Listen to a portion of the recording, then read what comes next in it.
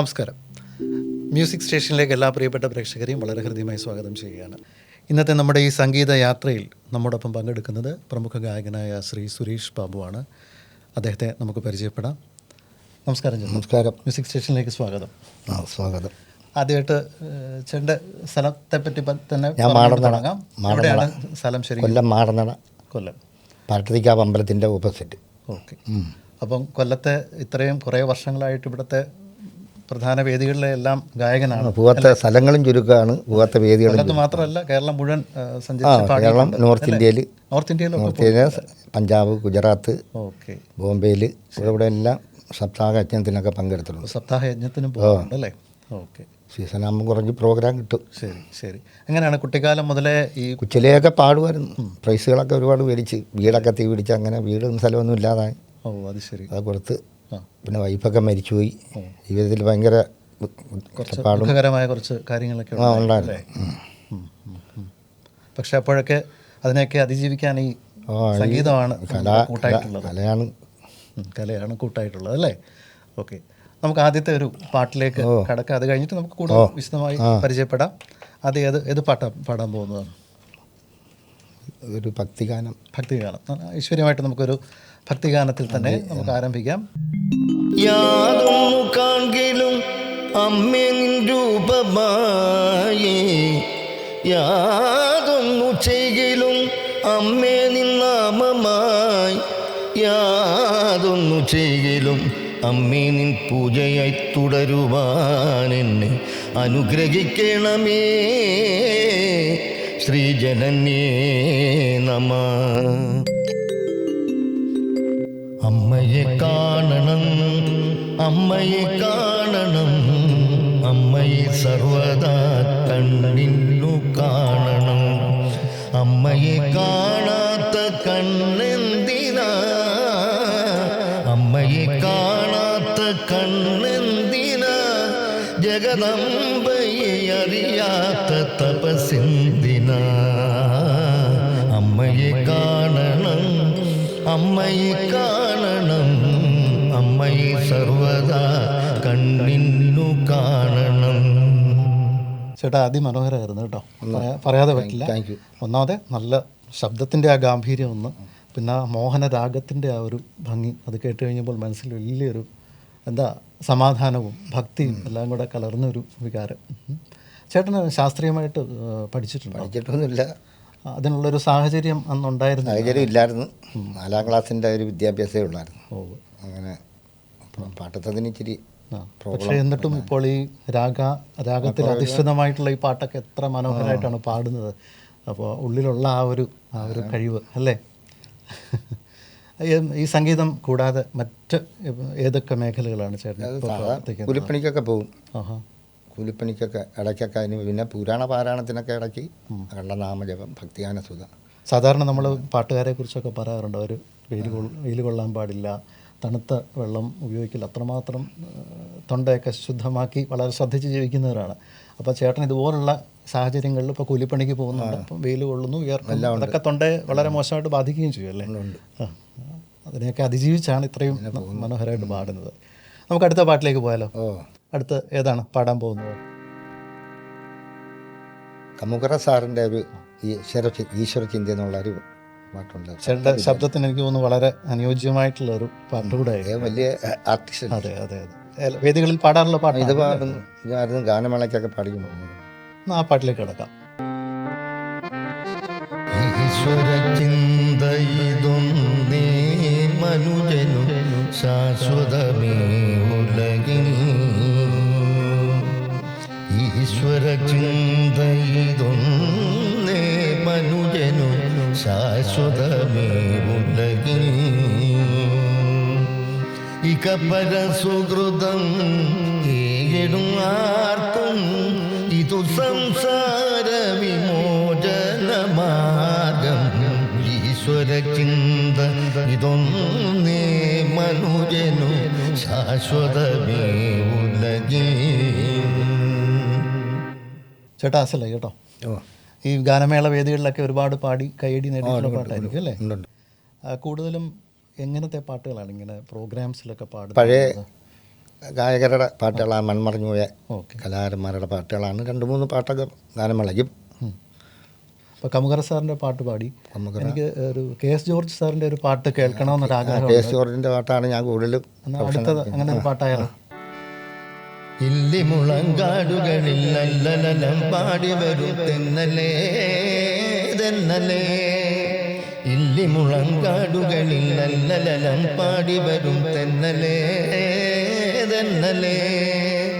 അല്ലിമലർക്കാവുകളിൽ വള്ളികളിൽ ഉയലാടു തെന്നലേ തെന്നലേ. അല്ലിമലർക്കാവുകളിൽ വള്ളികളിൽ ഉയലാടു തെന്നലേ തെന്നലേ. ചേട്ടാ ഉഗ്രനായി കേട്ടോ. ഇത് ചേട്ടൻ തന്നെ പാടി. ഇളവില്ലാ വേലകളിൽ തളരുന്ന നേരത്ത് ഇതുവഴി പോരുമോ നീ തെന്നൽ. അത് ചേട്ടൻ്റെ ജീവിതം തന്നെയാണെന്നാണെന്ന് തോന്നുന്നു. അതുപോലെ ജോലികൾ ചെയ്ത് വരുന്ന ആ തെന്നലാണ് ആ സംഗീതം അല്ലേ?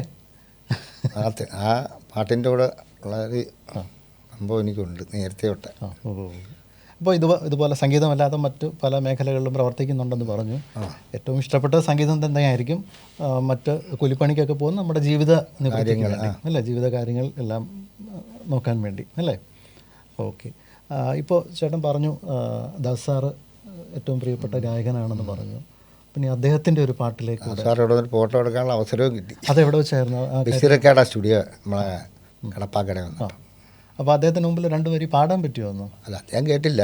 അത് അപ്പോഴത്തേക്കും നിർത്തിയേണ്ടി വന്നു. അദ്ദേഹം വന്നപ്പോഴത്തേക്ക് പാടിക്കൊണ്ടിരുന്നപ്പോഴാണ് പുള്ളി വന്നത്. ശരി ശരി. ആ ഫോട്ടോ ഒക്കെ എടുത്തായിരുന്നു. ഒരു അവസരം കിട്ടി. അതൊക്കെ വലിയ മറക്കാനാവാത്ത നിമിഷങ്ങളല്ലേ? ഓക്കെ. അപ്പോൾ നമുക്കിനിയും ദാസ് സാറിൻ്റെ ഒരു ഇഷ്ടപ്പെട്ട ഒരു ഗാനം. എനിക്ക് ഇഷ്ടപ്പെട്ടതെന്ന് പറഞ്ഞാൽ ഹൃദയസരസിൽ എന്നുള്ള ദാസ് സാറ് പാടിയ പാടുന്ന പുഴ എന്ന ചിത്രത്തിൽ വേണ്ടി സംബി സാർ എഴുതി ദക്ഷിണാമൂർത്തി സ്വാമി. എല്ലാ പാട്ടുകളെക്കുറിച്ചും ഇതുപോലെ ഡീറ്റെയിൽസ് എല്ലാം അറിയാമോ? അതാണ് ആരാണ് എഴുതിയത്, കുറച്ചൊക്കെ അറിയാം. ഏത് ചിത്രത്തിൽ കുറച്ചൊക്കെ അറിയാം. ഓ ശരി ശരി. ഹൃദയ സരസിലെ പ്രണയ പുഷ്പമേ ഇനിയും നിൻ കഥ പറയൂ. അർത്ഥനിമീലിത പിഴികളിലൂറും അശ്രുബിന്ദുവൻ സ്വപ്നബിന്ദുവോ. ഹൃദയ സരസിലെ പ്രണയ പുഷ്പമേ ഇനിയും നിൻ കഥ പറയൂ, നീ പറയൂ. ചേട്ടൻ്റെ ശരിക്കുള്ള പേര് സുരേഷ് ബാബു എന്നാണെങ്കിലും ഈ മേഖലയിലൊക്കെ ചേട്ടനെ എല്ലാവരും ചേട്ടൻ അറിയപ്പെടുന്നത് തൊമ്മൻ ബാബു. എന്താ ഈ പേരിൻ്റെ ഒരു രഹസ്യം? എന്താ? ഈ 10-12 വയസ്സുകൊണ്ട് നിക്കറിട്ടുകൊണ്ട് പാടാറിയുമ്പോൾ കൊച്ചു തൊമ്മൻ എന്നുള്ളൊരു പാട്ട് ദാസുകാർ പാടിയായിരുന്നു. ഒരു അയ്യപ്പ ഭക്തിയാണ്. അങ്ങനെ അതിങ്ങനെ പാട്ട് ക്ലിക്കായപ്പോഴത്തേക്ക് ഈ കൊച്ചു തൊമ്മൻ ഞാൻ ഇവിടുത്തെ പാടുമായിരുന്നു സ്റ്റേജ് പ്രോഗ്രാമിനൊക്കെ ഭക്തിഗാനം വന്നു. അതുകൊണ്ട് അങ്ങനെ അറിയപ്പെടുന്നു. അപ്പോൾ സുരേഷ് ബാബു എന്നുള്ള പേരെല്ലാവരും മറന്നിപ്പോൾ എല്ലാവരും തൊമ്മൻ ബാബു എന്നുള്ള എല്ലാവരും അങ്ങനെ വിളിക്കത്തില്ല. അത് എനിക്ക് വിളിക്കുന്നത് അത് സന്തോഷമാണ്. തൊമ്മൻ എന്ന് പറയുമ്പോഴേ തൊമ്മൻ ബാബു എന്ന് പറയുമ്പോൾ കലാകാരന്മാർക്ക് അറിയത്തുള്ളൂ. ആ പാട്ടിൻ്റെ 2 വരി പാടാൻ പറ്റുമോ? കൊച്ചുതൊമ്മൻ സ്വാമിയുണ്ട്, കൂട്ടുകാരുണ്ട്, ഉറ്റതോടൻ ബാബരുണ്ട്, മുറ്റതായുണ്ട്, സ്മൃതി മുറ്റതായുണ്ട്. തൊമ്മനും ബാബരും അയ്യപ്പ സ്വാമിയും തങ്ങളിൽ ജാതിയെ കണ്ടതില്ല. ദേഹബലം തരും പാദബലം തരും ദേവനമയ്യനു ജാതിയില്ല. കൊച്ചുതൊമ്മൻ സ്വാമിയുണ്ട്, കൂട്ടുകാരുണ്ട്, ഉറ്റതോടൻ ബാബരുണ്ട്, മുറ്റതായുണ്ട്, സ്മൃതി മുറ്റതായുണ്ട്. ഒരു കാലത്ത് വേദികളിൽ പൊളിച്ചടുക്കിക്കൊണ്ടിരുന്ന പാട്ടാണല്ലേ ഇത്? അല്ലേ? പൊളിച്ചടുക്കിയില്ല, ഒരു പൊളിപ്പിച്ചിങ്ങി താഴെ. ചേട്ടാ സപ്താഹങ്ങൾക്കൊക്കെ പുരാണ പാരായണത്തിനൊക്കെ പോകാറുണ്ടെന്ന് പറഞ്ഞു. അപ്പോൾ നേരത്തെ തന്നെ പറഞ്ഞ ക്ലാസിക്കലായിട്ട് പഠിച്ചിട്ടില്ല എന്ന് പറഞ്ഞു. അപ്പോൾ തീർച്ചയായിട്ടും ഈ ഒരു പാരായണത്തിന് തീർച്ചയായിട്ടും ഒരുപാട് രാഗങ്ങളുടെ അറിവ് വേണം. അതെങ്ങനെയാണ് അതിന് വേണ്ട രാഗങ്ങളൊക്കെ പഠിച്ചെടുത്ത് എത്ര രാഗങ്ങൾ അറിയാം? ഏതാണ് ഏറ്റവും ഇഷ്ടപ്പെട്ട രാഗം? സംഗീതം എന്ന് പറഞ്ഞാൽ ശക്തിയല്ലേ? അല്ല, എന്നാലും എങ്ങനെയാണ് അത് കുറച്ച് രാഗങ്ങളൊക്കെ അറിയാം. അത് ഗുരുമുഖത്തൊന്ന് പഠിച്ചതാണോ അല്ലാതെ? ഇല്ല, എനിക്കൊരു ജ്ഞാനം തന്ന്. ഓ ശരി ശരി ശരി. നാട്ടരാഗം, നാട്ടയിലായിരിക്കും ഗംഭീര നാട്ടം. Okay okay. അപ്പം നമുക്ക് നാട്ടരാഗത്തിലുള്ള ഒരു പുരാണ പാരായണത്തിൽ തുടങ്ങാം. ഓക്കെ. ഓം ഗുരുകടാക്ഷം പരിപൂർണം ഹരിശ്രീ ഗണപതേ നമഃ. വിഘ്നമസ്തു. ആദിമൂല ശ്രീ പരമാനന്ദ സ്വതയിൽ നിന്ന് ആദരാലുണർന്നിഴിഞ്ഞിടിനോരമൃതവും പാനം ചെയ്ത് അനുദിനമാനന്ദിച്ചാലസാദേ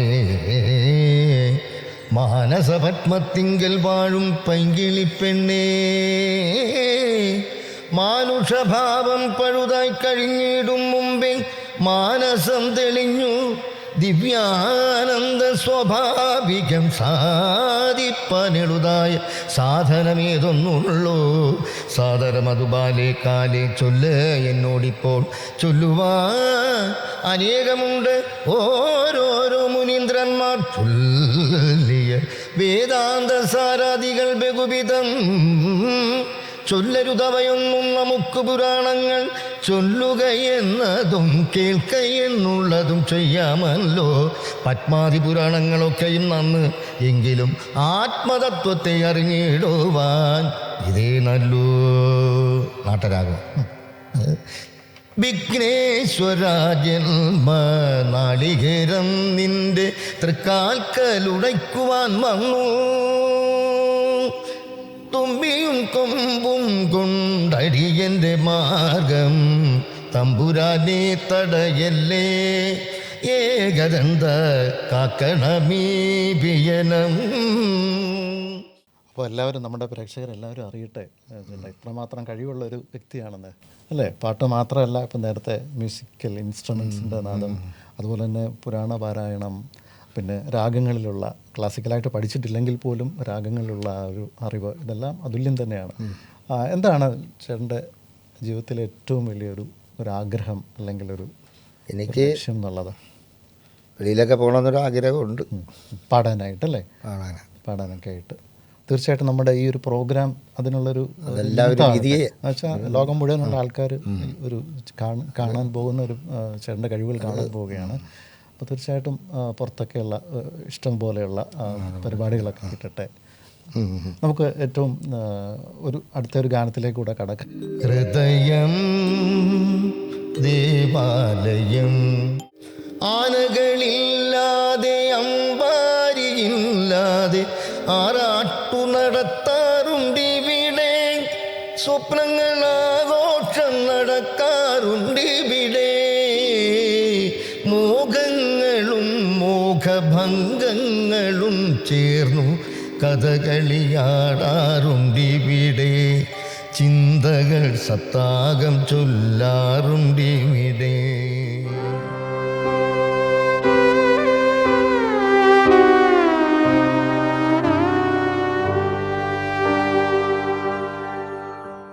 ചേട്ടാ അതിമനോഹരമായിട്ട് പാടി കേട്ടോ. അപ്പോൾ എല്ലാ പാട്ടുകളും ആദ്യത്തെ പാട്ട് മുതൽ ഇതുവരെ എല്ലാ പാട്ടുകളും അസലായിട്ട് പാടി. അപ്പോൾ ചേട്ടൻ്റെ ആഗ്രഹം പോലെ തന്നെ ഇനിയും നിരവധി പരിപാടികൾ കേരളത്തിനകത്തും പുറത്തും സംഗീതാസ്വാദകർ എവിടെയൊക്കെ ഉണ്ടോ അവരൊക്കെ ചേട്ടൻ്റെ പാട്ട് കേൾക്കട്ടെ, ആസ്വദിക്കട്ടെ. എല്ലാ ഭാവുകങ്ങളും നേരുകയാണ്. ഇനി എന്തെങ്കിലും നമ്മളുടെ പ്രേക്ഷകരോടായിട്ട് പറയാനുണ്ടോ?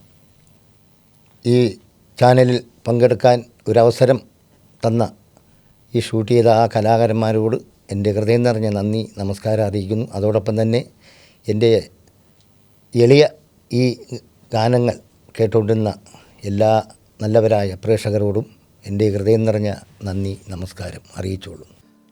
മ്യൂസിക് സ്റ്റേഷൻ ഇത് ഒരു സംഗീതയാത്രയാണ്. ഏതൊരു യാത്രയിലും എന്നതുപോലെ വിവിധ മേഖലകളിൽ നിന്നുള്ള ആൾക്കാർ സഹകരിക്കുന്ന പങ്കെടുക്കുന്ന ഒരു യാത്ര. ഈ യാത്രയിൽ പങ്കെടുക്കുവാൻ താല്പര്യമുള്ളവർ ഞങ്ങളെ ബന്ധപ്പെടുക. മറക്കരുത്, ഇതൊരവസരമാണ്. ആരും ഈ അവസരം പാഴാക്കരുത്.